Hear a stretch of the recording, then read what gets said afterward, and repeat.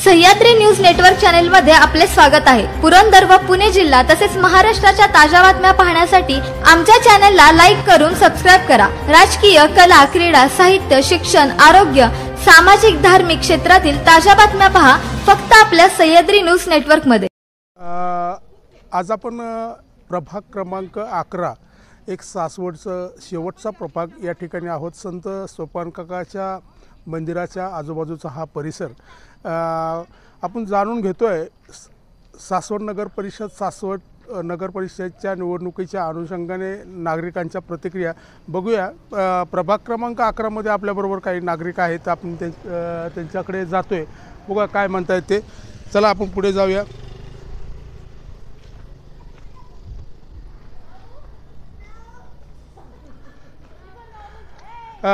आपल्याबरोबर या ठिकाणी मावशी आहेत। मावशी नमस्कार। सार्वत्रिक निवडणूक सासवडची आलेली आहे, काय वाटतं तुम्हाला कुणाची सत्ता येऊ शकते? कोण उमेदवार चांगला आहे, कोण उमेदवार वाईट आहे, कोण काम करतंय, कोण काम करत नाही? तसं काही मला सांगता यायचं नाही, आम्ही पण ताडाने माणसं, आपल्याला काय। बरं, ओके, धन्यवाद। कट ऑफ केलं का?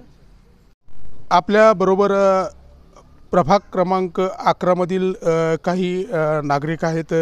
नमस्कार। सासवड नगर परिषद सार्वत्रिक निवडणूक 2025 2 तारखेला निवडणूक होते। आपण जाणून घेतो नागरिकांच्या प्रतिक्रिया, मतदारांच्या ज्या प्रतिक्रिया आहेत, ज्या सासवड नगरपालिकेवर कामकाजावर खुश आहेत किंवा नाहीत याच्यावर आपण जाणून घेतोय। काय वाटतं तुम्हाला सासवड नगर परिषद निवडणूक येते, कोणत्या पक्षाची हवा आहे असं वाटतं तुम्हाला सध्याला? तर हव्याचा विषय तर बाजूला राहू द्या, हवा कोणाची का असा ना, परंतु आमची सोसायटी आमच्या बोर्डावर तुम्हाला दिसेल स्थापना दिवस तारीख 1981 सालची आहोत।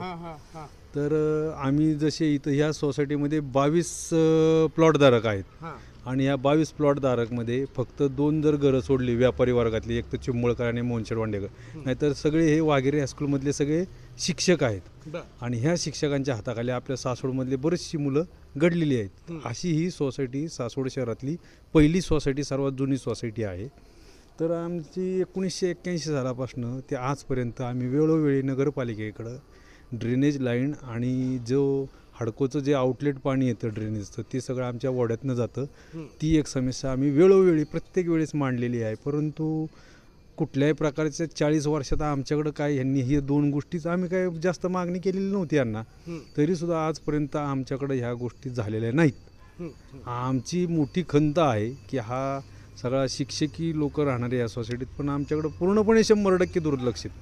महिनाभर, कधी दीड महिनाभर कधी बायका तिथं झाडायला येत नाहीत किंवा हा बाजार आहे तो आम्ही पहिल्यापासून सांगितलं होतं, आत्ताच नाही, पहिल्यापासून सांगितलं की बाजार हा सासवड शहराच्या बाहेर असावा, कुठेतरी तुम्ही एखादी जागा घ्या आणि तिकडं न्या। हा त्रास आम्हालाच नाही, हा सगळ्यांना होतो, येणाऱ्या जाणाऱ्यांना।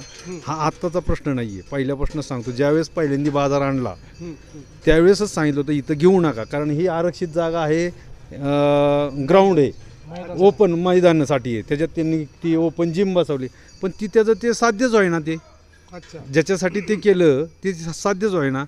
ते पण एकदम निकृष्ट दर्जाचं ते जॉगिंग ट्रॅकचं काम आहे, आत्तासुद्धा तुम्ही जाऊन बघू शकता। पुन्हा त्यात जी ती खेळणी बसवली तीसुद्धा त्याला लेवलमध्ये नाही, ती तुटून गेलेली आहेत। आणि इथं संध्याकाळचा कार्यक्रम मस्त चालू असतो, खाणाऱ्या पिणाऱ्यांचा, अगदी त्याच्यामुळं महिलावर्गीय ज्येष्ठ महिलासुद्धा तिथं जाऊ शकत नाहीत आणि त्याच्यामुळं तो एक विषय आमचा फार महत्त्वाचा आहे। सगळे ज्येष्ठ आहेत सोसायटीमध्ये। आता जर उद्या एखाद्या ज्येष्ठाला समजा त्रास झाला पाठीचा आणि त्याला जर बाहेर जायचं म्हटलं तर इथं जर शेतकऱ्यांच्या गाड्या लागल्या तर आम्हाला नाही का किती त्रास होईल, एखाद्याचा त्यातनं जीवसुद्धा जाईल। हा आम्ही पहिल्यापासून सांगतो, आत्ता नाही सांगत, हा पहिला बाजार जेव्हा आणला तेव्हापासून सांगतो की इथं ठेवू नका, पण नाही, लक्ष काही दिलं नाही। आम्ही इकडं जागा घेतली, आम्ही शिफ्ट करणार आहे, हीच नुसती त्यांच्या नुसत्या सांगायच्या नुसत्या ह्या गोष्टी, पण काही त्यांनी हलवलं नाही। आणि आजपर्यंत आम्हाला ड्रेनेज लाईन मिळालेली नाही। आम्ही ड्रेनेजचा कर 100% भरतो। 22 प्लॉटधारक आजपर्यंत आम्ही डिफॉल्टर नाही, आमच्या दारात कधीच नगरपालिकेचा कर्मचारी आला नाही की तुम्ही कुठल्या प्रकारचा टॅक्स भरला नाही म्हणून सांगायला। 100% करदाते आहोत आम्ही ड्रेनेजचा कर भरतो, पण ड्रेनेज लाईन नाही। हा कुठला धंदा? ड्रेनेज लाईन नाही आणि ड्रेनेजचा कर भरतोय। आमच्याकडे प्रत्येकाकडे सेफ्टी टँक आहेत, आम्ही सेफ्टी टँक तो जो भरल्यानंतर उपसायसाठी आम्ही अर्ज केला की आम्हाला पहिले पैसे भरा म्हणतात, मगच ती सेफ्टी टँक उपसायची गाडी येते। म्हणजे आम्हाला दोन्हीकडूनही आमच्याकडून पैसे वसूल केले जातात। तर आमच्या ह्या प्राथमिक गरजा आहेत ह्या आजपर्यंत आमच्या सोडवलेल्या नाहीत नगरपालिकेने. इथून पाठीमागच्या आत्ताचे जे प्रशासन होतं प्रशासनाकडून सुद्धा कार्यवाही झाली नाही आणि त्याच्या अगोदर ज्यांची सत्ता होती त्यांच्या माध्यमातून मी तुमच्या प्रभागामध्ये ज्या पद्धतीने कामकाज व्हायला पाहिजे झालं नाही. पण काय वाटतं तुम्हाला? मुख्य मुद्दा म्हणजे आमच्या सोसायटीमध्ये सोपान नगरमधला जो मल विसर्जनचा टँक आहे तर हा पूर्णपणे ओढा पूर्वी आम्ही तिथं खेळायचो लहानपणी. त्याच्यामध्ये गप्पी मासे, लहान मासे, बेडूक मासे तरंगायचे. आत्ता जर तिथं गेला तर तिथं उभं राहत नाही. इतका मलमूत्र आणि सगळं त्या सोसायटीच्या ओढ्यामध्ये सोडलेलं आहे. हा ओढा असाच सोपान काका मंदिराच्या शेजारी जातो. समोर मंदिराच्या शेजारनं हे सगळं हाडकोचं मलमूत्र सोडलेलं आहे. गेले कित्येक वर्ष नगरपालिकेमध्ये मी स्वतः अर्ज देऊन त्याच्यावर अजूनपर्यंत कार्यवाही झालेली नाही. सोसायटीमध्ये भटक्या कुत्र्यांचा उपद्रव आहे. तो पण मोठा प्रश्न आहे. झुंड आत्ताच्या दिवसामध्ये झुंड फिरत असतात. मी स्वतः वैयक्तिकरित्या सोसायटीच्या अधिकाऱ्यांना भेटून अर्ज देऊन की ह्या कुत्र्यांचा भटक्या कुत्र्यांचा बंदोबस्त करा हे सांगितलेले, पण अजून त्याच्यावर कार्यवाही झाली नाही. त्याला वर्ष होऊन गेलं. ह्या सोसायटीच्या ज्या ह्या तारा दिसत आहेत ह्या 40 वर्षापूर्वी आम्हाला सप्लाय केला होता वीज वाहक तारा. त्याच्यावर सुद्धा आम्ही अर्ज विनंती करून शेवटी गेल्या महिन्यामध्ये 40 वर्षामध्ये पहिल्यांदा अक्षरशः त्याला झोळ आला. तुटल्या होत्या, आपोआप तुटल्या तारा.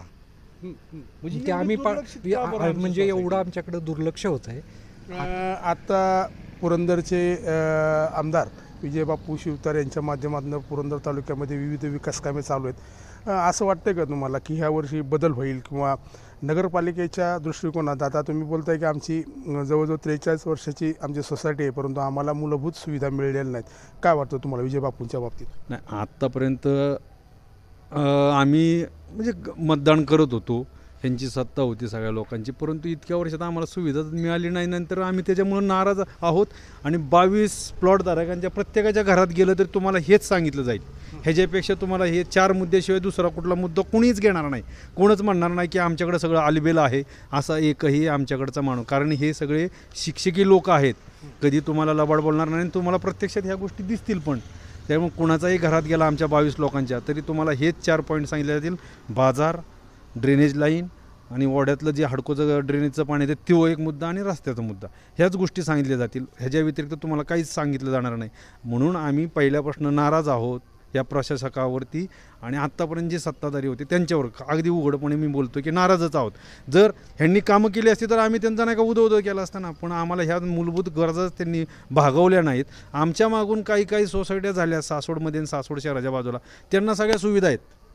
त्यांना नाही का ड्रेनेज लाईन मिळते, त्यांना नाही का सगळ्या गोष्टी मिळतात. मग आम्ही काय घोडं मारलं आहे? आम्ही कुठला नाही का कर चुकवलेला आहे नगरपालिकेचा, तेव्हा आम्हाला नाही का तुम्ही दुर्लक्षित ठेवता.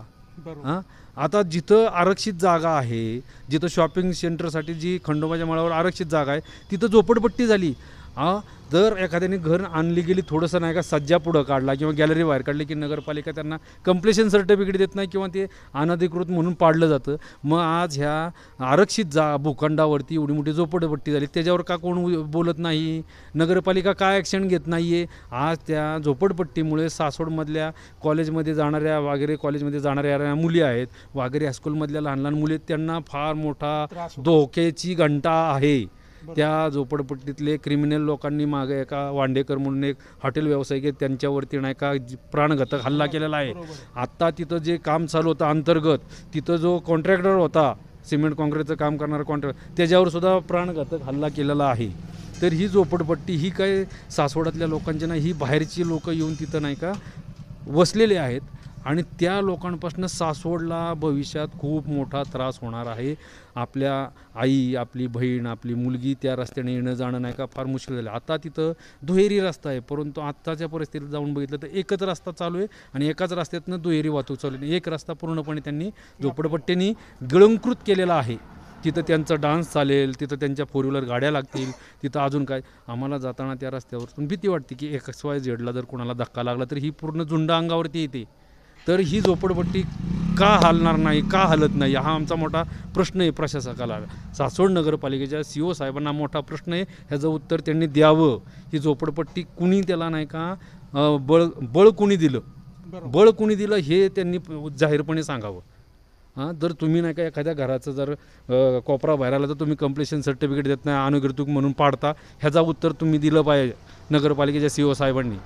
तर ती झोपडपट्टी आमचा मोठा प्रश्न आहे. येणाऱ्या काळात आपल्याकडं नाही का विमानतळ होतं आहे, IT पार्क होतं आहे, सासवड शहर हे के आत्र्यांचं नाही का गाव आहे, इथं सोपान काकांची समाधी आहे, आपलं गाव पौराणिक आहे, आपलं ऐतिहासिक गाव आहे ना. गावाला ह्या झोपडपट्टीमुळे गालबोट लागलेले आहे आणि भविष्यात सुद्धा खूप मोठा त्रास होणार आहे. ही धोक्याची घंटा सर्व पक्षाच्या लोकांनी ध्यानात घेऊन ही झोपडपट्टी उठवली पाहिजे, ही आमची हात जोडून कळकळीची विनंती आहे. मग त्यात पोलीस प्रशासन असेल, सासवड नगरपालिका असेल, इथले आमदार आजी माजी असतील, नगरसेवक असतील, तुम्ही मताचं राजकारण बाजूला ठेवा. तुमच्या ह्या मताच्या वोट बँकेसाठी सासवड शहरातल्या गोरगरीब लोकांचे, मुलींच्या, आया बहिणींचे तुम्ही जीव घ्यायला लागलेला आहे. जाऊ द्या, तुम्हाला ती 400-500 मतं नाही मिळाली तरी चालतील, पण तुम्ही गावासाठी नाही का, गावकऱ्यांच्या नाही का जीवाशी खेळू नका. आणि ती झोपडपट्टी फार मोठी धोक्याची घंटा आहे आणि ती त्रासदायक होणार आहे भविष्यात. सगळ्यांना हात जोडून विनंती, सर्व पक्षीय नेत्यांना, आजी माजी आमदारांना, नगरसेवकांना, आजी माजींना,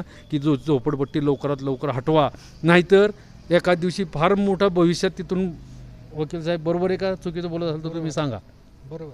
तर ती लवकरात लवकर हटवा, तो एक विषय.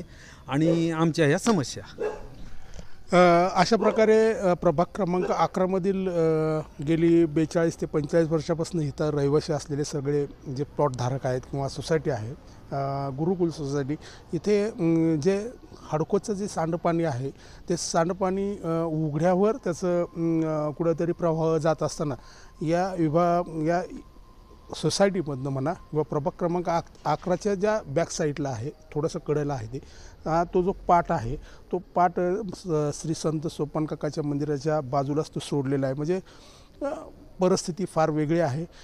नक्कीच याच्यावर जे काही उमेदवार किंवा जे प्रशासक असेल किंवा पुढं ज्यांची सत्ता येईल त्यांनी त्याच्यावर फोकस केंद्रित करून या लोकांना कुठेतरी त्यातनं, त्या समस्येमधनं बाहेर काढण्याचा प्रयत्न केला पाहिजे.